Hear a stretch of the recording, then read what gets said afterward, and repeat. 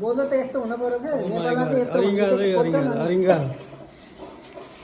कति खतरा छ है साँच्चै है। यहाँ त माउ यति झरेर ठुलो थियो यहाँ त कति झारेर आएको छ। आज चाहिँ यसको राम नाम सत्य गरियो है। राम राम राम ल कति मिठो होला है फेरि छैन चेरी लोकलसँग है। फेरि चाहिँ त्यो कहाँ यत्रो त आमामा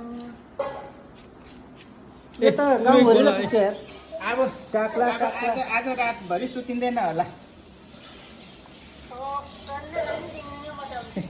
ल ल ल राखेँ ल यत्रो बोल्नु हुन्छ क्या मजाले मार्यो है।